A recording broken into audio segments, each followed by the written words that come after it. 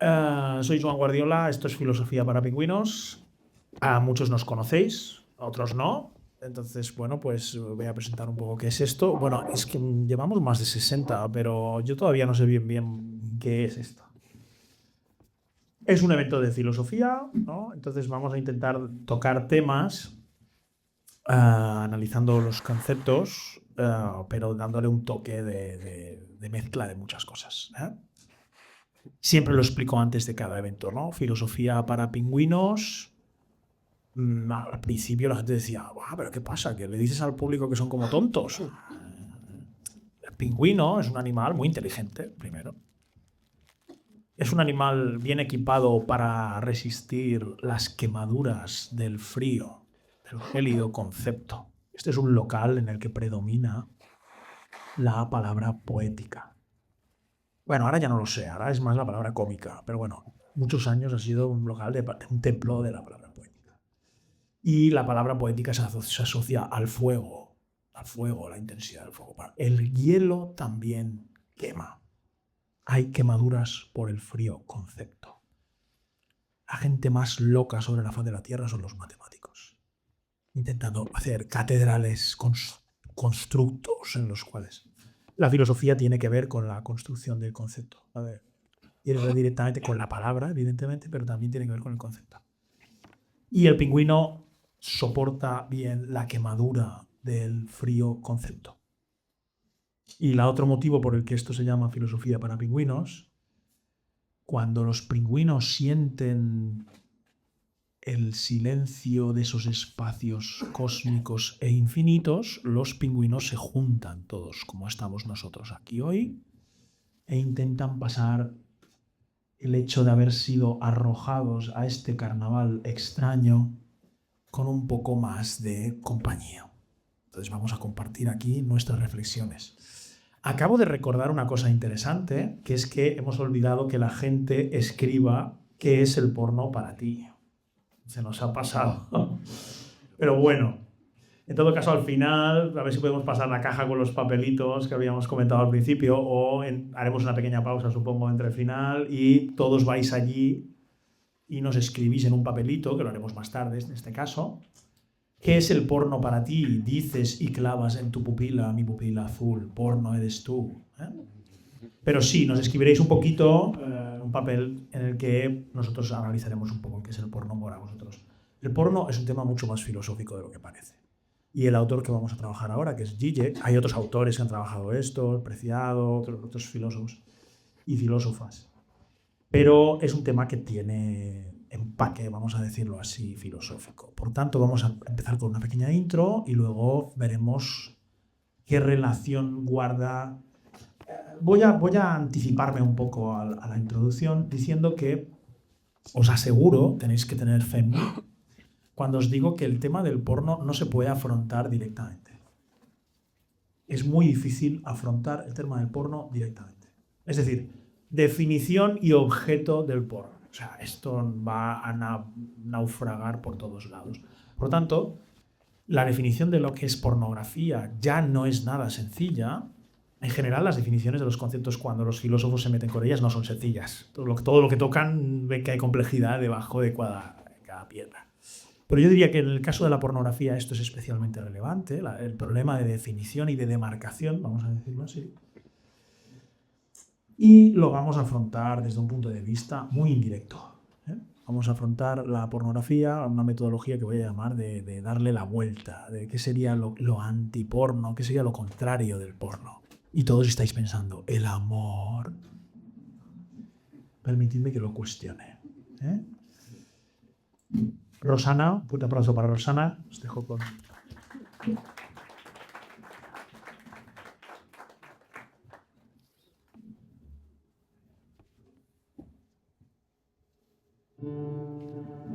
Dos jóvenes a los dos lados de la mesa. El chico se está liando un cigarro, la chica está mirando el móvil. Se echan alguna mirada furtiva, pero sin contacto visual. Mientras el chico está liando, ella le mira a él. Mientras ella mira al móvil, él levanta la mirada y la mira a ella. La chica rompe el silencio. Me gustas mucho, ¿puedo sentarme a tu lado? El chico, sin parar de liar, dice sí. La chica se levanta y se sienta al lado del chico, que sigue liando. Desearía tener una relación sexual contigo, dice la chica. Vale, dice el chico sin parar de liar. ¿Te puedo desabrochar la camisa? Sí. La chica desabrocha los 3 primeros botones de la camisa de él. ¿Te puedo acariciar el pecho? Sí. La chica acaricia el pecho del chico en breves círculos de su mano hasta que se detiene. El chico sigue liando en todo momento. Empieza a liar un segundo cigarrillo. ¿Te puedo desabrochar el pantalón? Sí. ¿Te puedo sacar el pene? Sí. La chica hace un gesto de que levanta el calzoncillo y mira lo que hay dentro. Observa por unos momentos el pene del chico como quien mira piedrecitas en la arena de la playa. ¿Puedo volver a guardar tu pene? Frente a esta pregunta, el chico se muestra contrariado. Deja de liar por primera vez sin aguardar la respuesta del chico, que ha quedado como congelado, y ella lo vuelve a introducir. ¿Puedo volver a abrocharte el pantalón? El chico se muestra muy contrariado, incómodo. Apenas llega a balbucear un dislocado sí. ¿Puedo volver a abrocharte la camisa?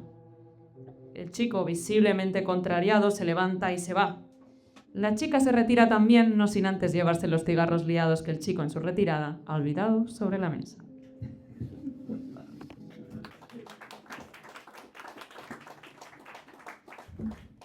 Esta pequeña reconstrucción inquietante, diría yo, ¿no? Es un ejercicio, es un Gedanken Experiment, es un ejercicio de pensamiento que Zizek lleva a cabo, comenta como de pasada en una nota a pie de página de su libro El acoso de las fantasías, en el que intenta hacer un vuelco a lo que es la situación normal y habitual en la que el texto más antiguo de 1990 era un código de conducta de una universidad norteamericana, en Antioch College, Ohio, creo que es.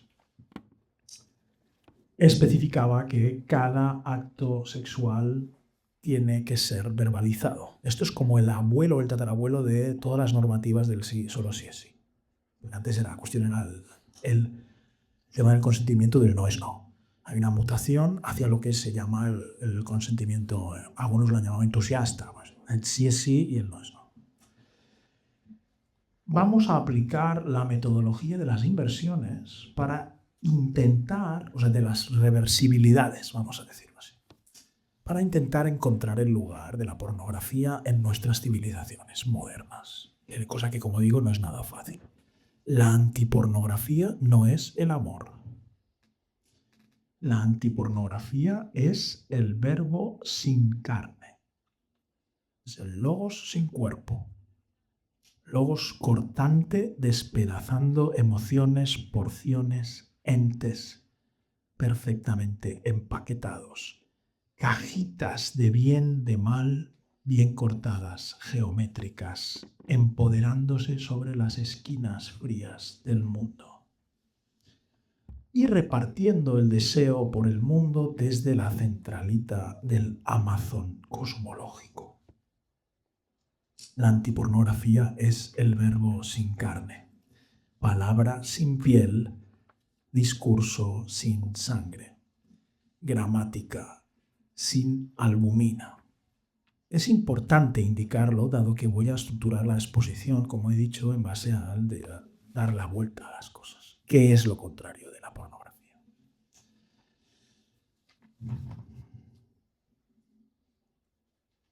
En el tercer punto del reglamento de las conductas sexuales, como decía, del Antioch College de Ohio, en el año 1990, se indicaba que cada nuevo nivel de comportamiento físico y o sexual de cualquier interacción dada, independientemente de quién la inicie, debe ser verbalmente explicitado.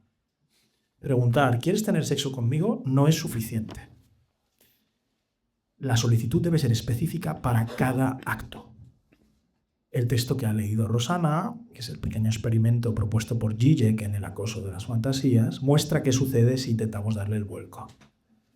Eso nos habla de la relación que hay entre la palabra y los cuerpos, entre la verbalización y la carnalidad, ¿no?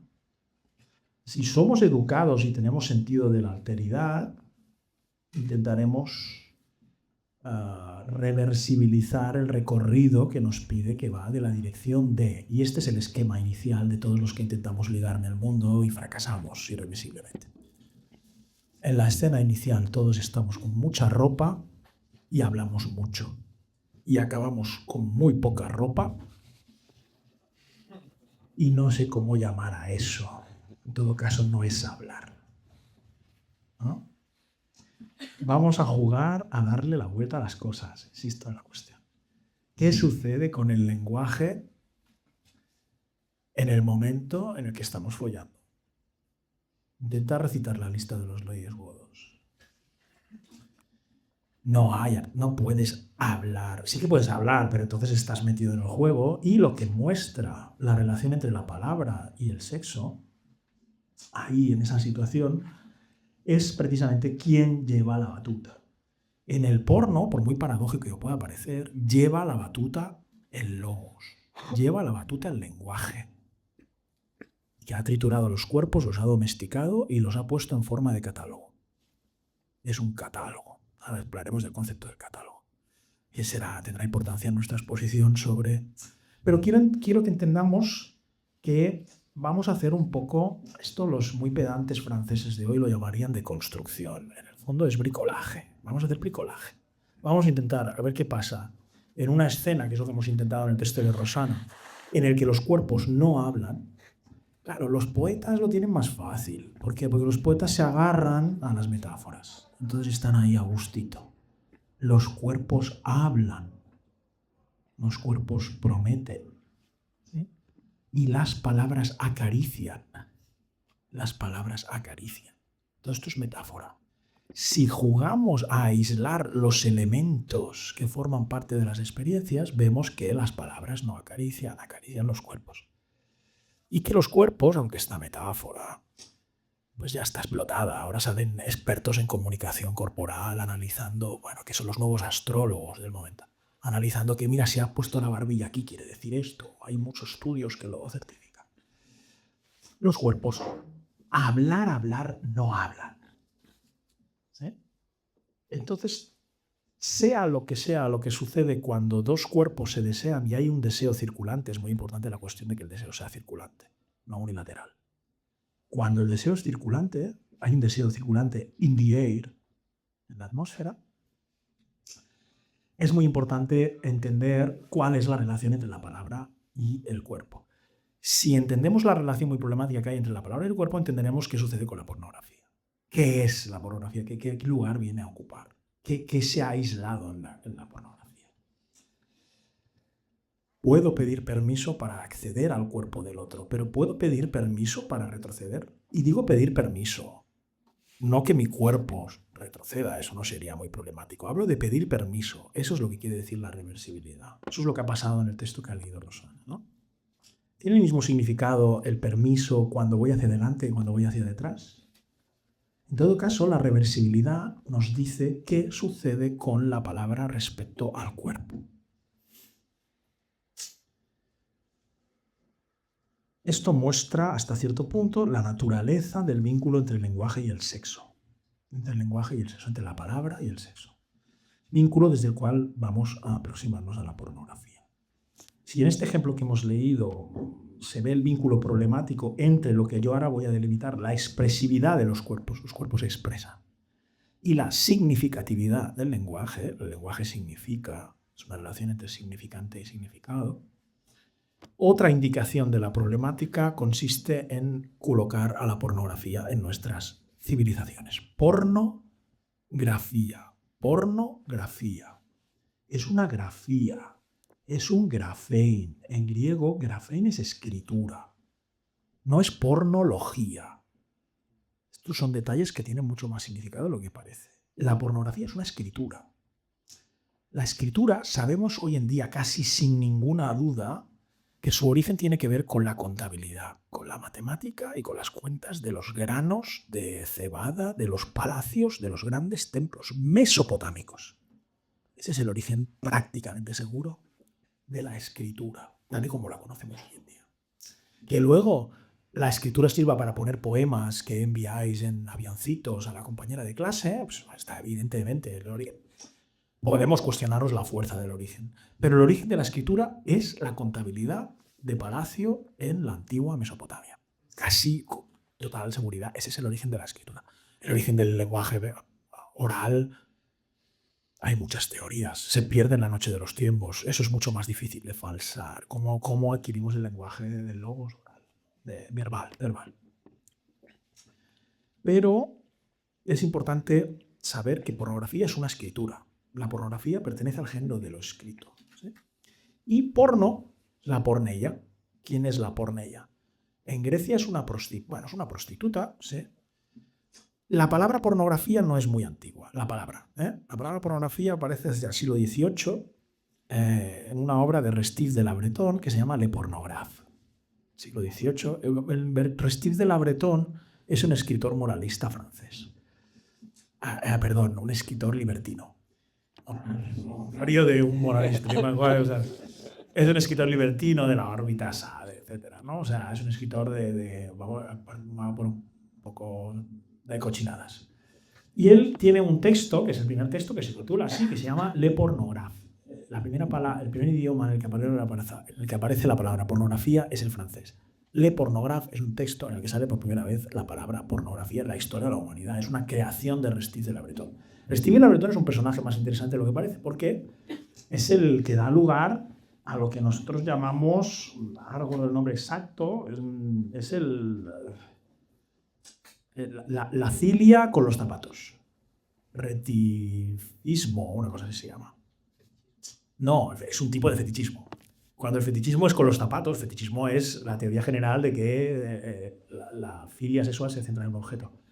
Con los zapatos, Restif de la Bretonne, que es el inventor de la palabra pornografía, da lugar a, creo que es retifismo. Retifismo es pues que te da un especial ardor eyacular en un zapato, dentro de un zapato, o que tener una penetración anal con la aguja del tacón de un zapato. O sea, todo lo que tiene que ver con la filia asociada a los zapatos. Es el inventor de ese concepto.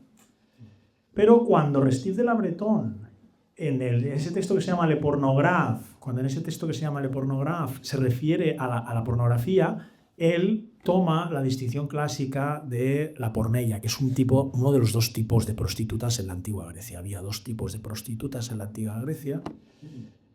Los estudios sobre estos tipos de prostitutas han avanzado. O sea, no tenemos ya la misma concepción que teníamos de la distinción entre la porneia y la de lujo, la más fina, que era la hetaíra, ¿no? O sea, tenemos dos tipos de prostitutas en la antigua Grecia. Claro, Restif de la Bretonne, cuando inventa la palabra pornografía, se refiere a la porneia. Y la porneia es la que hace las marranadas más grandes. Viene del verbo pernein, que es vender. Es la que se vende. Pero mucho tiempo se pensó que la porneia era una esclava, era una mujer esclava, y la hetaíra era libre. Ahora en día, por eso decimos que se ha avanzado desde esa distinción, sabemos que las dos eran esclavas o las dos incluso podían ser libres. Por tanto, la distinción entre porné, o la porneia, y la hetaíra, que es, para que nos entendamos ahora muy rápido, lo que sería la geisha del Japón. Es decir, la hetaíra es la que hace hetairein, es decir, acompaña. La distinción, esto es importante, una de las dos acompaña y la otra vende.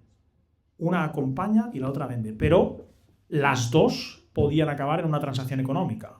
Por tanto, la distinción no es económica. Lo siento, señores historiadores de la economía y antropólogos que pueblan esta sala. No sé si pueblan. Pero, porque siempre hay que ir a los fundamentos materiales, los marxistas, ¿no? Con las condiciones de vida materiales. No, muchos años y décadas nos comimos que la distinción entre la porné era la esclava de menor categoría social y estatus y la hetaíra era la de lujo. Y esta distinción se ha demostrado por los estudios textuales de los dos usos que no es la operativa. La porneia es la que vende en el sentido de que vender es lo que hace gente poco noble. Es lo vulgar. Vender es algo vulgar. Es como cuando los catalanes nos llaman botigués. O sea, botigué, joder. En cambio, en España hay nobles. Y en Cataluña solo hay botigués. Es ese sentido del desprecio de lo comercial. Y en ese sentido es cuando se denomina la porné la que vende.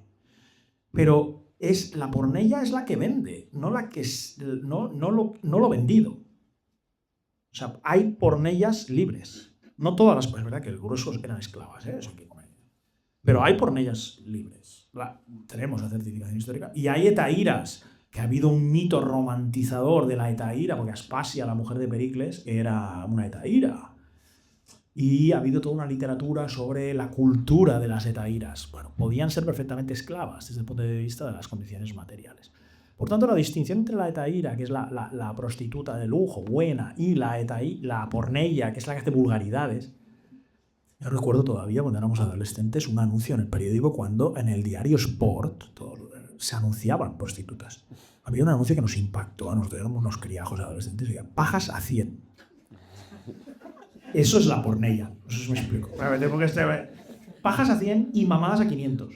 500 pesetas. Eran las pesetas, yo era un crío todavía, no había euros.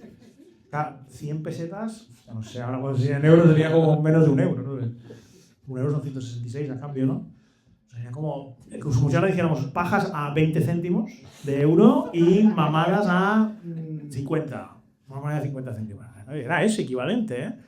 Eso es la porné. La porné es lo vulgar. Sí, voy a decir. Es clasista el concepto, es lo vulgar.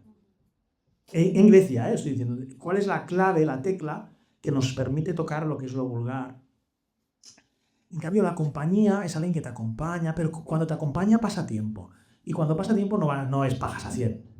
Pajas a 100, si quieres producir, tiene que haber muchas pajas a 100. O sea, es todo el día con dislocación del tenista de aquellas, ¿eh? O sea, entonces, de manera que la compañía lleva tiempo y en la compañía hay palabra, o sea, en la compañía se mete la palabra, ¿no? Entonces hay una distensión temporal. En la compañía, en el fondo, es mucho más tramposa, porque al final, insisto, que al final puede haber un trato comercial idéntico en el pajas a 100 que en la hetahira que te acompaña, pero te hace un baño de no sé qué. Yo como estas cosas no me van mucho. Ese de flores de Bach con no sé qué, cosas, un masaje tántrico, no sé qué. Las cuestiones más finas. Nunca la pornografía fue asociada, o sea, es un fenómeno moderno como palabra, por eso la etimología de Restif de la Breton cuando inaugura la palabra pornografía no es muy correcta, porque insisto que ni la pornella era, o sea, pornografía en el texto de Restif de la Breton moderno quiere decir hablar sobre prostitutas. Es literatura que habla sobre las prostitutas, un poco en el sentido de la broma que he dicho.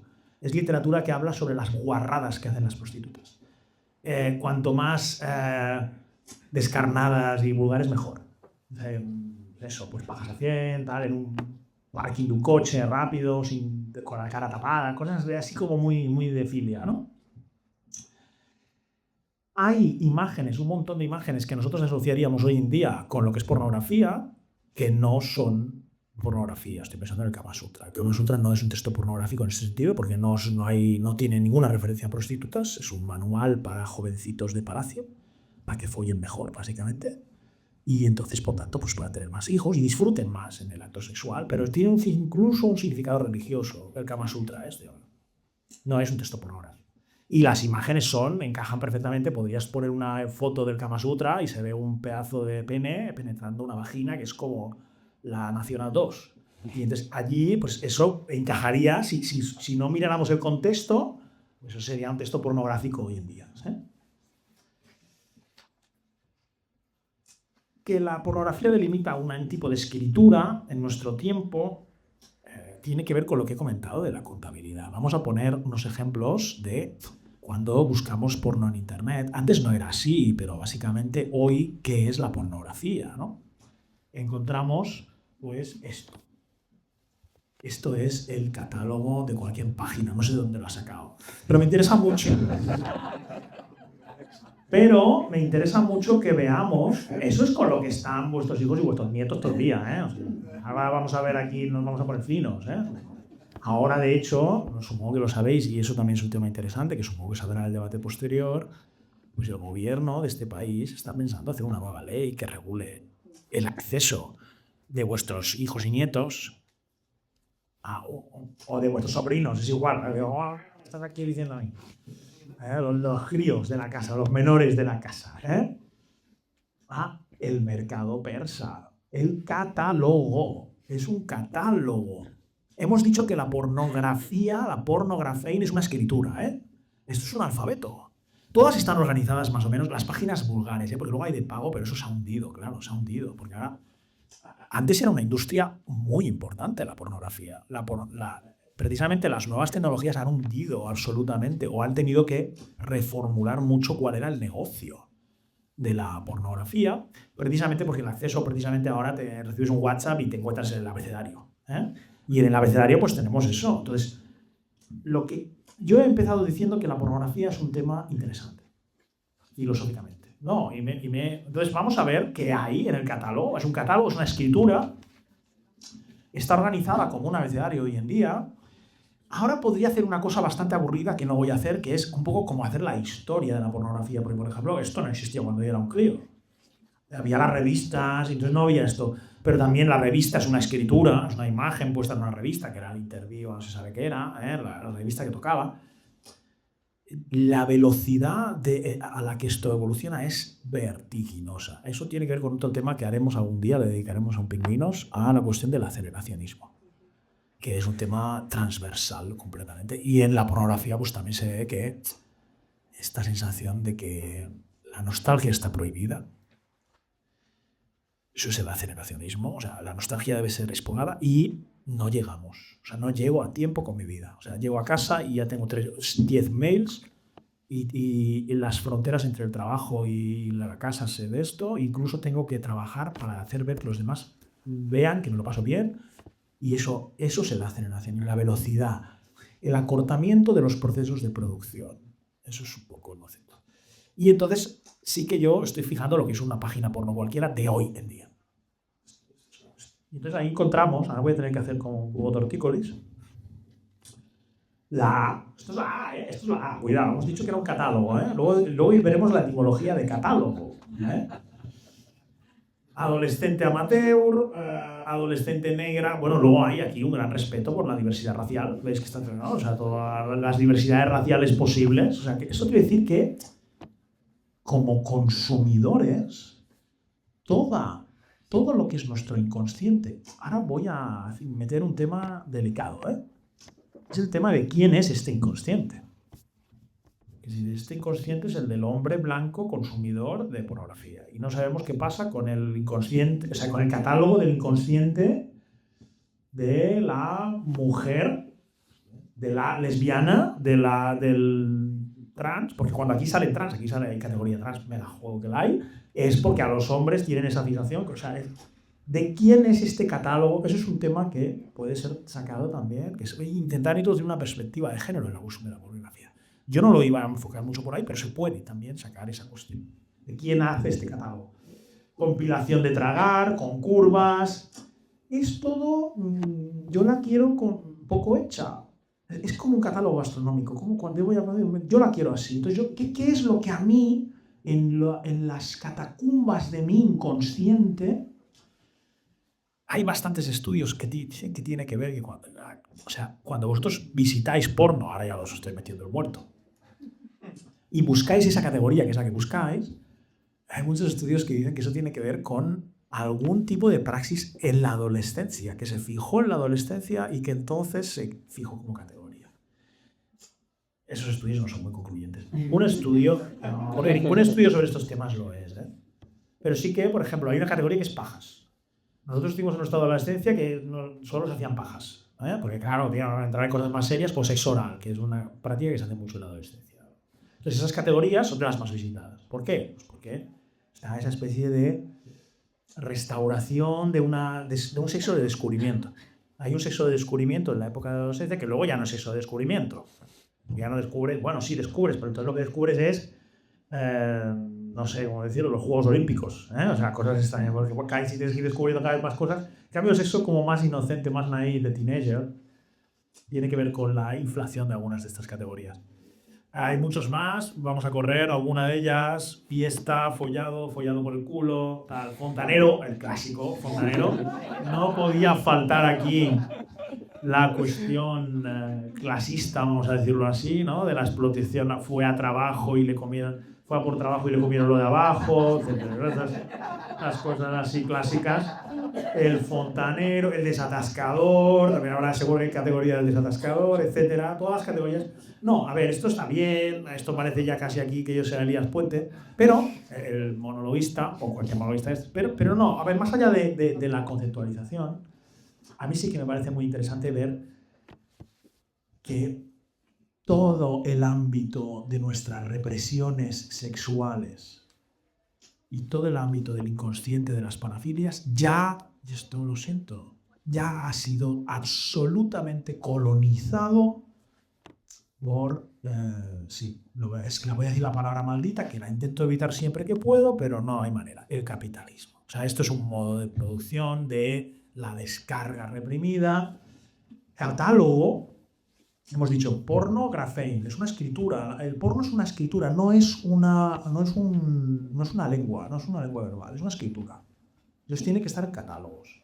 Catálogos incluso cinematográficos. Las primeras películas que hacía Alfonso XIII, ¿no? Hacía sus cines porno. Los reyes de España han hecho un montón de cine porno, ¿no? O sea, estaban grabados en películas y tal, ¿no? El cine porno, etc. Es una escritura que tiene que ver con la imagen, es un grafein en el sentido amplio de lo que es la grafía. Y catálogo quiere decir, catá, que es una preposición que quiere decir de arriba a abajo, de la A a la Z, diríamos. Y logos es un discurso que no deja nada fuera. Ahora voy a introducir un concepto muy importante y vamos a ver qué es lo que no funciona en esta lógica. Hay un motor de la modernidad desde el siglo XV que guarda relación con lo que yo voy a llamar ahora aquí postulado de exposición exhaustiva. Eso es un principio de la modernidad, es un principio rector. Se puede arrancar desde el arte, desde la ciencia, es decir, no puede quedar nada sin ser expuesto. La gran época dorada de las disecciones de cadáveres, el cuaderno de anatomía del profesor Tulp, el cuaderno de anatomía del cuadro de Rembrandt, que lo plasma, ¿no? La época de hemos de penetrar, todo penetrar, hemos de penetrar, esta metáfora de que el conocimiento tiene que ver con una especie de violación del filósofo de la realidad, querer desentrañar absolutamente, querer exponer a la luz. Claro, esto cuando dices los microscopios, esto es de puta madre, pero claro, ¿cuál es el problema aquí con el sexo? Lo tenemos que meter en las catacumbas. O sea, la pornografía obedece a una lógica contradictoria. Por un lado, la pornografía obedece a un mandato de la modernidad de exposición exhaustiva. Lo que no está a la luz. Pensad en los ilustraditos radicales, en Marina Garcés, los nuevos ilustraditos radicales. Nueva ilustración radical. Todo hay que repensar la ilustración, pero ilustración tiene que ver con la luz. Con la luz. Aufklärung, les lumières en francés, luz. Luz, y diríamos nosotros que estamos en la pornografía, luz y taquígrafos. No puede quedar nada sin ser visto. Si algo lo metemos o lo intentamos salvaguardar de la exposición a la luz, eso es un símbolo de cavernícolas, de la Edad Media, de oscurantismo y de no sé qué. Entonces la pregunta del millón es ¿por qué la pornografía está en estas catacumbas? Y ahora vamos a hacer una ley que va... Yo no voy a entrar en ese debate, porque la ley me parece interesante. Es el tema del límite de la edad. El problema es el límite de la edad. Una vez eres adulto, tú puedes pasarte todo el día en el catálogo si quieres ahí. Pero ¿qué pasa incluso con los límites que tienen que ver con la edad? Pero lo que quiero que entendamos es que hay un principio que es un mandato de la modernidad como época, desde el siglo XV hasta nuestros tiempos. Que luego se pudre, porque nosotros vivimos en la época de la modernidad podrida. Que tiene que ver con que todo tiene que ser echado a la luz. Y entonces, y ahora voy a volver a Zizek, que es muy listo, dice, si esto es así, en lo que es la representación de la realidad, que es el cine de Hollywood, que es el gran tema de Zizek ha visto más cine que nadie, ¿no? Porque cada vez en la representación de la realidad que supone el cine como arte, cada vez que van a echar el casquete, perdonad, me pongo así vulgar, eso, los recursos. Pasa una de esto de viento, hay una mano agarrando fuerte una sábana. En todas las pelis del cine de Hollywood. Señor, que están follando, ¿no? Y aquello parece, pues eso, un rayo de luz, una gota de sudor. Que dice, joder, ¿cómo suda solo con un caramello. O sea, no, claro, pero el cine corta y. ¿Qué sucedería? Bueno, vosotros tenéis cara más de ir a la filmoteca, pero bueno. Imaginaos un drama de Bergman, ¿vale? Que a mí me gusta mucho Bergman, pero bueno, es igual. Que esos diálogos ahí tensos, tío, las tripas del lobo, ¿sabes? Que cuando se empiezan a dar el beso, él empieza a hacer una penetración anal a ella. Sin cortar. Bergman se va a la mierda. Si no sois de más filmoteca, pues tienes un email. Tú imagínate que tienes un email. Eso es Tom Hanks, eso, ¿no? Es una basura de estas de Tom Hanks. Tienes un email, del amor, tal, llega tarde al aeropuerto y le pillan en el aeropuerto y se van a los lavabos del aeropuerto y en la peli se ve ahí un pollón, perdonad que sea así, se rompe la película. Y eso no puedo decir, yo me gustaría. Yo iba a decir, lo hacemos nosotros cada día. No lo hacemos cada día. Pero que la vida, el mundo de la vida, sí que hay una especie, lo voy a intentar demarcar, hay un oleaje entre la palabra y el sexo. Cuando ligamos, por ejemplo, ¿no? Yo me gusta mucho hablar de oleaje. No siempre empieza el cuerpo, ¿vale? Pero estamos vestidos. Fíjate que en la deformación que ha hecho Rosana, que ahora se entiende un poco el ejercicio que estábamos haciendo, era una deformación, ¿no? En la que solo la palabra llevaba y los cuerpos estaban aniquilados, ¿no? En esta deformación podíamos hacer el ejercicio de que los cuerpos, que eso es típico de Hollywood, nos empezamos a quitar la ropa en el ascensor, en las pelis de Hollywood, ¿no? En el ascensor ya estamos sacándonos la ropa. Que dices, joder, muy práctico no es, porque luego en el pasillo, cuando llegas arriba, tienes que recoger o lo dejas. Pero bueno, es igual, es la mitología hollywoodiense, ¿no? Y entonces es verdad que los cuerpos pueden hablar simultáneamente. Los cuerpos pueden empujar simultáneamente, los dos, en el roce de vientres en alta mar. Pero cuando hablamos, si hablamos los dos a la vez, eso solo pasa en el Parlamento, ¿no? Pero quiere decir que lo normal, el lenguaje está articulado en turnos. Es la naturaleza del lenguaje que yo hablo primero y tú hablas después. Vale. ¿Qué es el oleaje? El oleaje es cómo vivimos el sexo en el mundo de la vida. El mundo de la vida es el mundo del día a día. Es la cotidianidad. Y en el día a día, pues cuando vemos a alguien que nos gusta, echamos una mirada, tal, entonces hay como un oleaje. Es decir, el cuerpo te indica algo, luego lo vas a cerciorar, es decir, lo vas a certificar con la palabra, y hay un oleaje, ¿no? Las olas van pasando una, cuando van una muriendo, la otra empuja, empiezan a hacer la otra. Y el cuerpo y la palabra tienen esta temporalidad de oleaje que no está en el porno. En el porno, mi tesis, pues la de Gille, lo que sucede es que el lenguaje se ha enseñoreado con los cuerpos. Eso es producto, es mercancía. La categoría de mercantilización, evidentemente, tenía que aparecer, ¿no? De Marx, ¿no? La mercantilización. Pero estos cuerpos sin biografía, esta especie de retazos cortados por la espada del logos que yo decía al principio, porque cuando comunicamos con palabras. Solo si cantamos y cantamos sin palabras, es decir, hacemos como eso no es nada, no he dicho nada. Pero eso ahí no está cortado. Pero si yo digo in the jungle, pues the jungle son 3 palabras. El lenguaje corta, ¿no? Mete cortes. Y esos cortes son muy interesantes, tienen un sentido muy interesante. Pero es decir, que los cuerpos fluyen, se dejan llevar y están como sateados, ¿no? Ensartados de algo que empuja, que es la palabra. Esto sucede, y yo si no lo digo reviento, señor Derrida y señores posmodernos y merlopontinianos de esta sala, porque hay un dentro y un fuera. Por mucha carne del mundo que sea esto, hay un dentro y un fuera insustituibles. Yo nunca sé del todo. Luego hay la empatía, que es un tema que hemos tratado aquí, pero ahora no voy a meterme en el jardín de la empatía, ¿eh? Porque hay gente que no tiene empatía y entonces le cuesta más ligar, ¿no?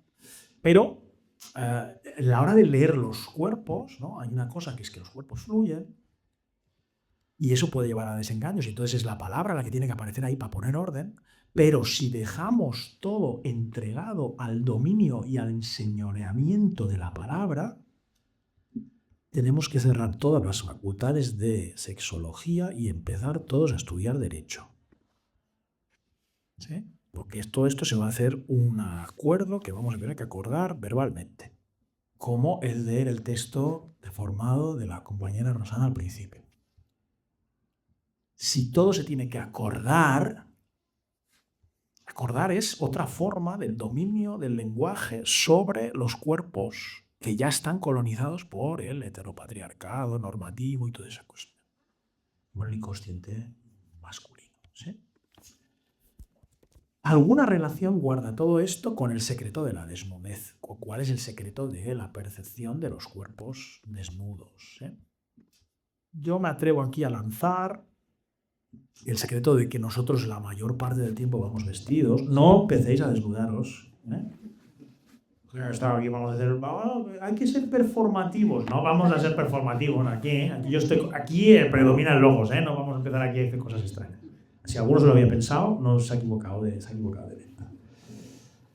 Pero sí que hay un secreto en la desnudez del cuerpo, que contrasta con la cuestión de la exposición exhaustiva, el principio moderno de exposición exhaustiva. ¿Sí? De alguna manera, un cuerpo desnudo es la prueba de que el origen siempre está en la mitad de la historia, no está ni al principio ni al final. Porque si yo voy sacando la ropa a una persona y al final está desnuda, está claro que no tengo que seguir sacando nada más, porque si no me convierto en Jack el Destripador. Hay una especie de principio absoluto en la piel del otro, en esa especie de extensión de duna y de albumina brillante bajo la luz de la luz. Ese es el principio de todo nuestro Starhood, vamos a decirlo. No hay más abajo, no hay nada más que mostrar, a no ser que sea un microbiólogo o, como decía, un Leatherface o una cosa extraña, un psico-killer extraño. Pero si yo sigo sacando capas de ropa, pues me doy cuenta que ahí ya esa es la cuestión, ¿no? Y la desnudez está formada, y esto es una cosa que encontramos en la literatura fenomenológica sobre la desnudez, de un inconstruible. Ese es el colapso de la desnudez. Ya sé que muchos de vosotros hacéis cara de practicar el nudismo, y vais a comprar el pan desnudos. Puedo defenderme de ese argumento del nudismo. Hay una tesis que dice que contrapone, y eso es un tema que nos tenemos que pensar como civilización, ¿no? Si la modernidad está basada en un principio de exposición absoluta, hay un principio mucho más antiguo de la civilización que dice: solo hay civilización cuando hay secreto. Solo hay civilización cuando hay... No dice secreto, en la frase dice literalmente: solo hay civilización cuando hay algo que esconder. Solo hay civilización cuando hay algo que esconder. Si no hay nada que esconder, no hay civilización. Entonces, de ahí la frase que acompaña a esta es: la hoja de parra de Adán es el primer manifiesto de la cultura. Y en todas las culturas del mundo, sé que aquí hay algún licenciado antropólogo, en todas las culturas del mundo hay la distinción entre lo que se tiene que cubrir y lo que no. A lo mejor se cubre la cabeza y van con los genitales al aire, pero siempre hay la distinción entre lo que casi todas, menos el Islam y en otro sentido, y solo para las mujeres, cubren el rostro. El rostro es la parte que normalmente en casi todas las civilizaciones del mundo va sin cubrir. Y ahora no voy a entrar en la cuestión del rostro femenino, porque claro, los musulmanes se quejan, dicen: no, es que os quejáis de que nosotros cubrimos el rostro de la mujer, pero ¿qué hacéis con el rostro de la mujer en los catálogos estos? Una de las categorías que tiene más es eyacular en el rostro de una mujer, porque el rostro, como dice Levinas, es expresión de lo sagrado. En la mirada del rostro hay una expresión de lo sagrado, en el rostro, que es ética, ya no es... Entonces Occidente prefiere eyacular ahí encima para desacralizar el rostro, y eyacula en el rostro de la mujer, y el Islam, como es sagrado, o sea, el capitalismo occidental prefiere profanarlo por la vía de la eyaculación en el rostro, y el Islam prefiere sacralizarlo, pero siempre es el de la mujer, ¿eh? Ahora no voy a entrar en la cuestión de género, pero siempre es el de la mujer, ¿eh?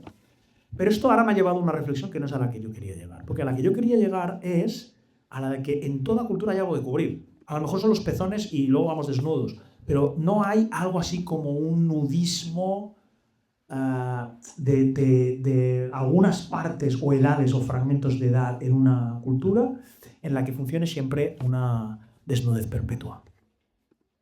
Y eso tiene que ver con la distinción entre lo sagrado y lo profano, lo que se tiene que cubrir, lo que no se tiene que cubrir, el principio de la civilización. Por tanto, yo lanzo aquí la cuestión de si estas contradicciones que tenemos con la pornografía, de que por un lado la pornografía obedece al principio de la modernidad de exposición exhaustiva, como la ciencia, a no dejar nada escondido, todo tiene que ser mostrado, ¿no? Y la pornografía cumple, pero al mismo tiempo lo cumple de manera incoherente. Lo cumple de manera incoherente porque la pornografía es ese quicio entre lo que hay que conservar de que solo hay civilización cuando hay algo que esconder. Imaginaos que ahora todos nos pusiéramos a decir todo a la cara. No duraríamos ni 5 minutos sin que hubiera una guerra aquí. Que a lo mejor vosotros pensáis, digo, joder, pesado este tío. Ahora me dicen, oye, eres muy pesado, ¿no? Te estás haciendo muy largo, ¿no? ¿Cuándo viene un poco de marcha? Y el otro le dice, joder, el vecino de aquí podría pasarse por la ducha. O sea, si no hay... No lo sé, no lo sé. Es que no se sepa de nadie. Si no hay algo que esconder, no hay civilización posible. La exposición exhaustiva nos llevaría... Y por otro lado, ese es el principio de la ilustración. La ilustración nos dice que todo tiene que ser echado a la luz. El lugar problemático del porno en nuestra civilización tiene que ver con esa contradicción. Porque la pornografía, al mismo tiempo que cumple el postulado de la modernidad, la exposición absoluta, intenta preservar lo que es el ámbito del inconsciente, es decir, de la represión, de lo que tiene que ser escondido. Y este es el catálogo de lo que el hombre heteronormativo tal, cree que debe ser escondido para garantizar un poco su discurso de poder más o menos normativo, ¿no? Vamos a oxigenar esto con, porque es que estáis pensando, aunque yo veo las caras, con 2 textos fantásticos sobre la pornografía.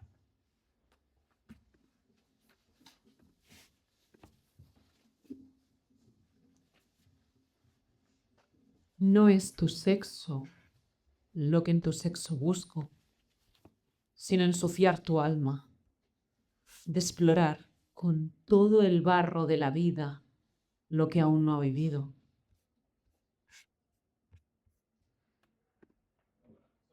Es imposible hallar consuelo en el pobre lenguaje de los hombres. Solo follando destruyo toda amnesia. Los primeros versos son de Leopoldo María Panero, Diario de un seductor. Los segundos son de Jacobo Carmona. Buscaré el nombre, lo comentamos en Instagram, porque eso me ha ido. De un texto que se llama, de un libro de poemas que se llama Porno. Bueno, este sentido de que el porno no tiene que ver con la... Por eso decía, la antipornografía no es el amor, ¿no? En el porno hay algo que está más allá del bien y del mal. Tiene que ver con las energías reprimidas, ¿no? Y mercantilizadas, o por un lado reprimidas, tiene que ver con lo reprimido, pero que es perfectamente mercantilizable y que está como excesivamente valorado, no vamos a decir más.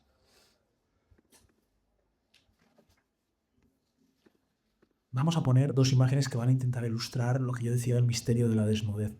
Para los fenomenólogos, que son un tipo de filósofos muy extraños, un cuerpo desnudo cumple una especie de síntesis muy extraña que voy a intentar explicar aquí. Vamos a poner primero el pato conejo de Jastrow. Es este pato que veis aquí. Esto es un pato conejo. No es un pato y no es un conejo. Vamos a hacer el siguiente ejercicio, ¿sí? Vamos a intentar ver al mismo tiempo el pato y el conejo. ¿Quién ha podido ver al mismo tiempo el pato y el conejo? Que levante el brazo. He hecho una mentidera. No a spot. Al menos pues entonces llevaremos a un laboratorio de investigación de ciencia cognitiva. Porque esto es un caso de percepción multiestática. ¿Qué quiere decir la percepción multiestática? Esto lo investigó Wittgenstein mucho, lo usó como ejemplo en las investigaciones. Cuando activas un fondo, se activa una figura. Tiene que ver con el tema de la percepción fondo-figura, ¿no? Es decir, hay unas décimas, milésimas de segundo en la que ves una de las dos y el otro desaparece. Y entonces, cuando activas la otra desaparece, ¿no? Este es un caso muy estudiado de relación fondo-figura. Es un dibujo, ¿eh? Ahora vamos a ver unas fotos de cuerpos desnudos. Para los fenomenólogos, espera un momento antes de ponerla, porque voy a intentar explicar el concepto de por qué nos obsesiona de querer ver gente follando, cuerpos desnudos. No solo, ahora estoy analizando la parte de la desnudez, porque luego hay el de la relación de, es que vulgar, voy a hacer la relación de bombeo, el bombeo. Vale, pero la desnudez como tal tiene que ver con lo contrario del pato de Jastrow.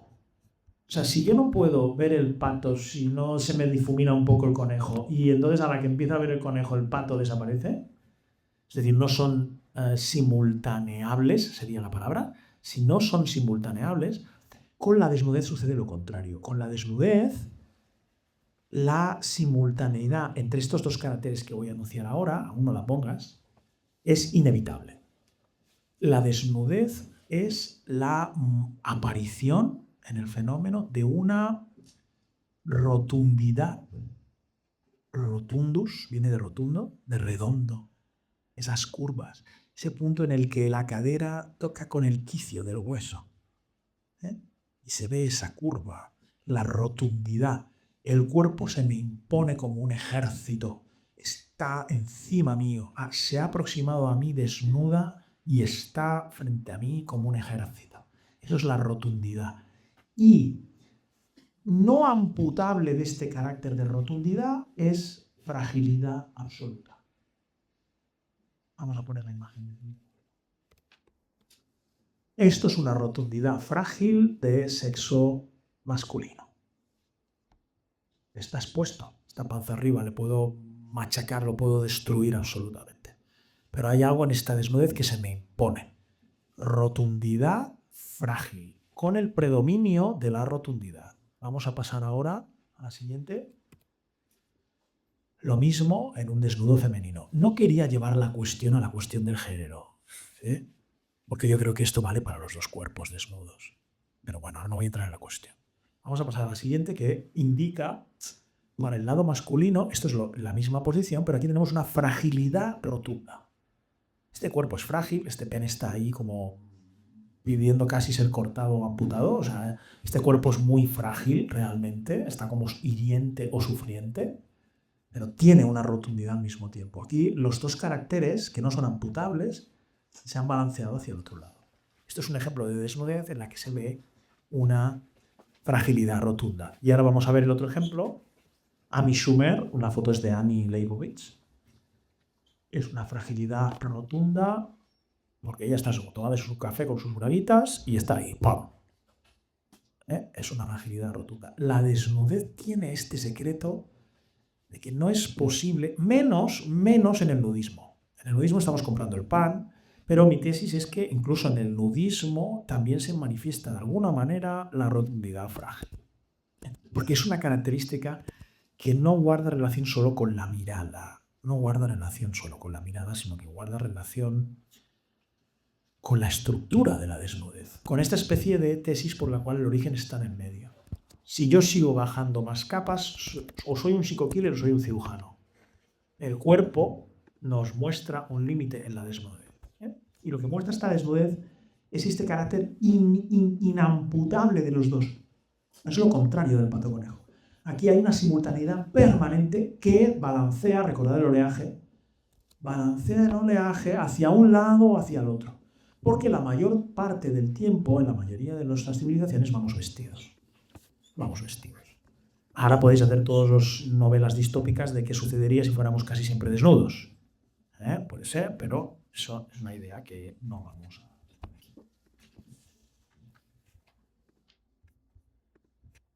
La gran mayoría de estudios, y ahora esto refuerza la tesis de Gigi de cuál es el lugar problemático de la pornografía aquí, muestran que la gente consumidora de porno, es decir, todos los que estamos en esta sala, con mayor o menor consumo ocasional, es igual, ahora no vamos a juzgar eso, ¿no?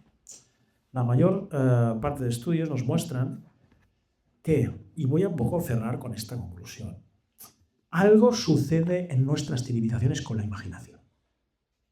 Cuanto más hablamos de algo es cuanto más débil está. Cuanto más hablamos de algo es cuanto más débil está. Y nosotros estamos hablando mucho de la imaginación últimamente. Decía que la mayor parte de estudios indican que casi nadie que consume porno quiere hacer las cosas que consume viendo porno. Es decir, que la demarcación entre la fantasía y la realidad está muy clara. La gente en la cual la demarcación entre la fantasía y la realidad está muy clara no necesitan llevar a cabo el imaginario del inconsciente reprimido, porque el combustible de la fantasía es suficiente. Y la mayoría de estos estudios que decía revelan, la mayoría, eso es estadística, que es como la ciencia de la astrología, que en la mayor parte de casos, cuando la fantasía se lleva a la realidad, se ejecuta, se lleva a lo que Lacan llama el terreno de la realidad, es decepcionante. Es decepcionante, en la mayoría de casos.